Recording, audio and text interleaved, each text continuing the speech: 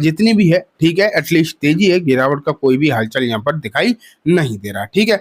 लेकिन अगर हम डाउ जोन्स से आगे बढ़कर नेस्डैक की तरफ चलें एंड देखें नेस्डैक में सिचुएशन क्या है, तो यहाँ भी तेजी ही है बेसिकली, क्लियर कट आप देख रहे हैं। यहाँ डाउ जोन्स के कंपैरिजन में तेजी का जो हालचाल है वो थोड़ा सा कम है, लेकिन हाँ अच्छी बात यह है कि तेजी ही है। अब हम भारतीय स्टॉक्स को देखें तो इन्फोसिस जो अभी भारत में भी अच्छे खासे माहौल में भी आपको देखने को मिल रहा है, एंड यहाँ पर आप देखोगे तो यहाँ इन्फोसिस एक बार फिर से तेजी ही आपको दिखा रहा है। वहीं अगर हम विप्रो की तरफ चलें कि विप्रो में सिचुएशन किस तरीके की है, तो विप्रो भी तेजी में ही है, हालांकि आधे परसेंट से थोड़ा सा कम ही है, लेकिन तेजी ही है, ये चीज आप यहाँ पर क्लियरली देख पा रहे हैं, ठीक है। लेकिन लास्ट में एक बार एचडीएफसी बैंक और देख लेते हैं कि यहाँ सिचुएशन किस तरीके की आपको दिखाई दे रही है। यहाँ भी तेजी है, लेकिन बहुत बड़ी तेजी नहीं है, मामूली सी तेजी आपको एचडीएफसी बैंक में भी देखने को मिल रही है, ठीक है। तो ये सिचुएशन आपने देख ली अमेरिकन मार्केट में कि क्या स्थिति बनी हुई है। लेकिन अगर हम अमेरिकन मार्केट से आगे बढ़ें एंड देखें कि मार्केट की जो जैसे आज को शेयर्स एक बेहतरीन तेजी आपको दिखा रहे थे, कल कौन कौन से शेयर्स में उम्मीदें करी जा सकती हैं, उम्मीदें किस बेसिस पर करी जा सकती हैं, उसके बारे में भी हम चर्चा करेंगे कि आखिरकार मुझे ऐसा क्यों लग रहा है, ठीक है। चलो देखते हैं हम। उससे पहले एक रिपोर्ट मैं आपको दिखाना चाहूंगा, आरबीआई ने एक डेटा आज रिलीज किया है एंड अगर आप इस डेटा में देखें तो क्या लिखा है, India's employment provisionally grows at 6% in FY24 से शोज आरबीआई डेटा। तो यहाँ पर आरबीआई का जो डेटा निकल कर आ रहा है, उस डेटा में ये आपको दिखाई दे रहा है, या फिर मैं बोल सकता हूँ आरबीआई ने बताया है कि भारत में जो एम्प्लॉयमेंट रेट है वो थोड़ा सा मार्जिनली ही सही, लेकिन आपको बढ़ता हुआ दिखाई दिया है। हो क्या रहा था बेसिकली, अभी पिछले कुछ दिनों में क्या चल रहा था कि ये जॉब डेटा, एम्प्लॉयमेंट डेटा जो आ रहा था ये उतना बढ़िया दिखाई नहीं दे रहा था, लेकिन डेफिनेटली अभी आप देखोगे तो थोड़ी सी सिचुएशन जो है आपको सही होती हुई देखने को मिली है।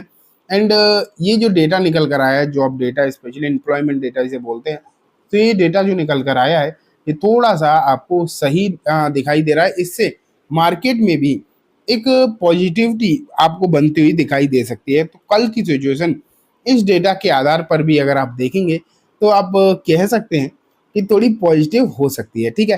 तो ये डेफिनेटली एक अच्छी खबर है मार्केट के लिहाज से। अब मैं चलता हूँ कुछ सरकारी स्टॉक्स पर।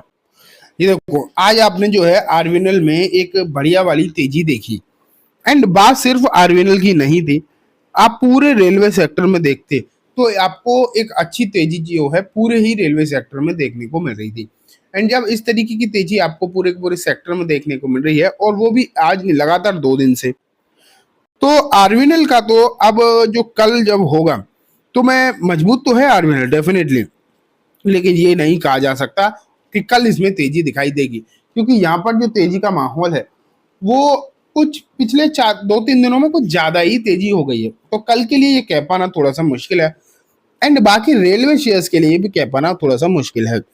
लेकिन एक चीज मैं आपको बताना चाहूंगा, पहले डिफेंस के शेयर चल रहे थे, ठीक है, पहले डिफेंस के शेयर ने तगड़े रिटर्न दिए, उसके बाद अगर हम देखें तो रेलवे शेयर्स भागते हुए दिखाई दिए, शिपिंग शेयर्स भी भागते हुए दिखाई दे चुके हैं। लेकिन अब जो सेक्टर मुझे लगता है जिसका नंबर है वो है दोस्तों पावर। पावर शेयर का नंबर मुझे लगता है अब आपको कल से लगता हुआ देखने को मिल सकता है। पावर शेयर में एक रोटेशन भी देखने को मिल सकता है एंड मुझे लगता है एक अच्छी तेजी आपको जो है पावर शेयर्स में नजर आ सकती है, इसलिए आपको यहाँ अपनी नजर बनाकर रखनी चाहिए। शेयर्स कौन कौन से हो सकते हैं, अगर देखें तो एनएचपीसी, अगर आप एनएचपीसी को भी देखोगे तो यहाँ भी बहुत दिनों से कोई बड़ी तेजी हुई नहीं है। एंड अब बजट भी आने वाला है, तो बजट के लिहाज से भी उम्मीदें इस सेक्टर से अच्छी खासी हैं। एंड जैसे कि मैंने आपको बताया कि सभी सेक्टर चल रहे हैं, पावर शेयर्स अभी पिछले कुछ दिनों में कोई खास तेजी दिखाकर गए नहीं, तो अब उम्मीदें पावर शेयर से लगाई जा सकती हैं। उम्मीद है मुझे कि कल यहाँ से तेजी स्टार्ट हो सकती है, और नहीं भी हुई अगर मान लेते हैं, अगर कल नहीं भी हुई तो आने वाले दिनों में हो सकती है।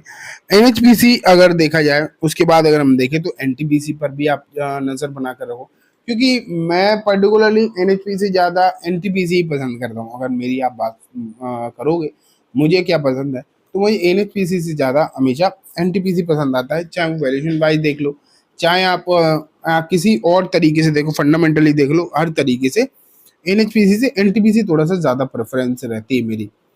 इसके बाद अगर हम चलें तो एसजेवीएन पर भी जो है आप नज़र बनाकर रखो, यहाँ भी जो है माहौल अच्छा होता हुआ देखने को मिल सकता है, चांसेस हैं इस बात के, क्योंकि बहुत दिन हो गए, अभी पिछले कुछ दिनों में इसमें कोई खास उतनी बढ़िया तेजी देखने को मिल नहीं पाई है, ठीक है। लेकिन दोस्तों पावर शेयर्स तो अपनी जगह ठीक है, पावर शेयर्स में जो तेजी अगर होती भी है तो आपको आने वाले दिनों में चीज़ें सही होती हुई दिखाई देंगी। लेकिन एक जो सेक्टर है डिफेंस, भले ही ये पिछले कुछ दिनों में अच्छे रिटर्न देकर गया है, लेकिन इस शेयर पर मतलब इस डिफेंस के सेक्टर पर बुलिशनेस जो है मुझे लगती है वो आगे भी देखने को मिलेगी। कल ना हो, मतलब तेजी हो ना हो वो बड़ी बात नहीं है, लेकिन आगे की सिचुएशन इस पर आपको सही होती हुई दिखाई दे सकती है। एक और अगर मैं आपके सामने लेकर चलूँ, बीएसई लिमिटेड, ये लगातार आपको जो है पिछले कुछ समय से डाउनग्रेड होता हुआ दिखाई दे रहा है। पिछले महीने में 10% के नेगेटिव रिटर्न आपको नजर आए हैं, यहाँ पर देख पा रहे हैं 10% के नेगेटिव रिटर्न, जिसने अपना हाई बनाया 3264, वहां से ठीक ठाक आपको नीचे भी आता हुआ दिखाई दिया है। तो यहाँ भी जो है अब उम्मीद हो सकती है कि यहाँ से सिचुएशन थोड़ी बहुत सही होती हुई दिखाई दे, एंड बीएसई जो लगातार डाउनसाइड परफॉर्म कर रहा है वो यहाँ से आगे बढ़ता हुआ ठीक ठाक तरीके से बढ़ता हुआ देखने को मिले। ठीक है दोस्तों, तो ये बात हो गई कम्प्लीटली सभी शेयर्स के बारे में।